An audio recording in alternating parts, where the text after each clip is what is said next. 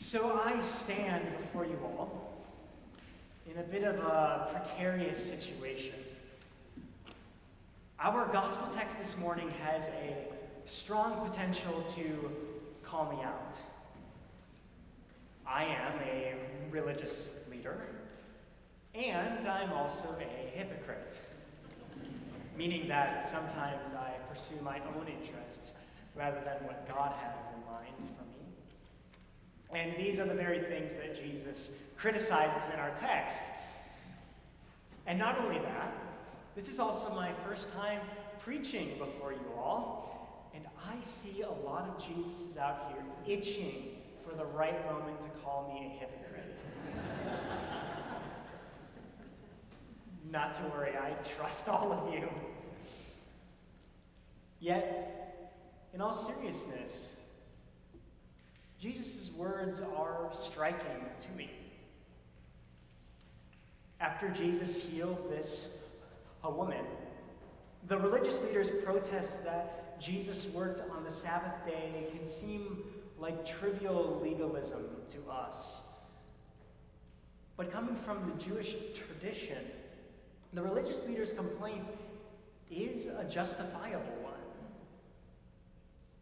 For the religious leader, the Sabbath day was set aside, made holy from all other days of the week, as a reminder for everything that God has done for us. We might remember that it was on the Sabbath day that God completed creation and rested. And the Bible tells us that we too should take a day of rest and thank God for creation and the blessings that we have received. To the religious leader, this healing of Jesus is taking away the focus of the holy day. And this all makes sense and is in good order. But I can just imagine how the woman felt after she was healed. After suffering for 18 long years, this woman finally felt whole again. Standing up straight, she was finally able to lift her hands as high as she could to praise God, just to be shot down by her pastor, who said, this shouldn't have happened on this holy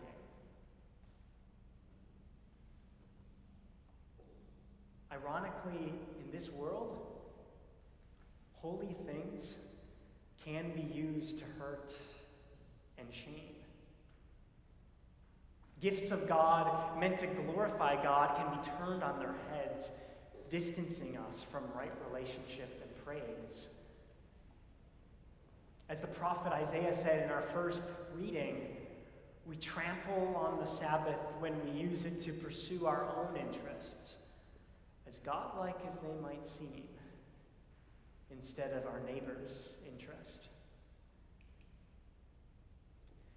The year before I started seminary, I had a job as a cook at a diner. There were a few regulars that came every day and sat at their usual spot. And over the long work days, we chatted and got to know each other. I learned that one of them was a Lutheran. And upon learning that I was going to go to seminary, he opened up to me about his life.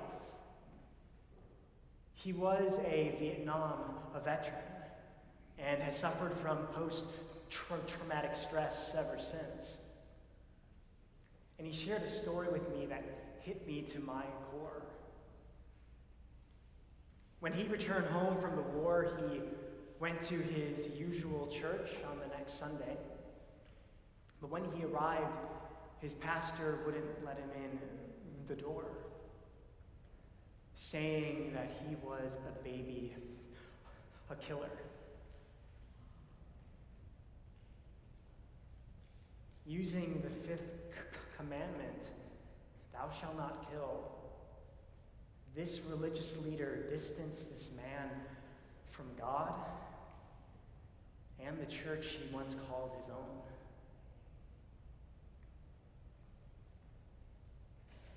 And this is only one of many stories that I've heard where faithful intentions resulted in so much pain. Perhaps our community has caused pain, known or unknown. And I'm sure that you have some of your own stories that come to mind. Perhaps like the religious leader, we have caused some of this pain. Or perhaps like a woman, it was us who was hurt. Indeed, holy things can be used to hurt and shame. But see, God and Jesus reintroduces us to true holiness. Jesus challenges the misused Sabbaths of our lives and reshapes them to God's purpose. Like on that cross, Jesus enters those spaces of pain and shame and bestows on us healing, dignity, and new vision. Because when it comes to holy things, our worship, our prayers, our holidays, our communion, our baptisms, everything we do to give focus to God, Jesus understands one key thing. God doesn't need our holiness for God to remain holy. God remains faithful, even when we fail to recognize God in our midst. After all, the religious leader was standing before God in flesh, the embodiment of all holiness, and didn't even know it. No.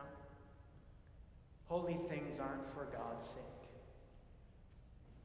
Rather, like all blessings, God has gifted us with holy things to be a blessing to the world, to heal what had been broken. And just as Jesus stood in that synagogue then, Jesus is here, present with us, our own holiness, present with the meal of bread and wine that we are about to receive.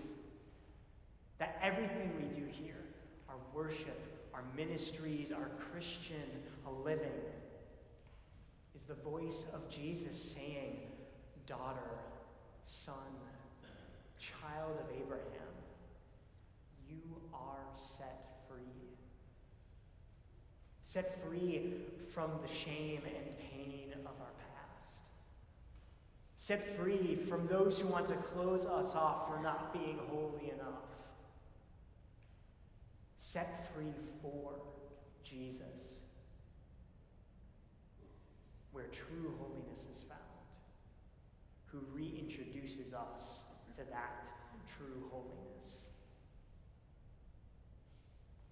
So therefore, we are invited to live a Sabbath life. We are invited to live lives where holy things can be used for the sake of the healing of the world, offering food to the hungry, satisfying needs of the afflicted, making bones strong, rebuilding what had been ruined, raising up new foundations.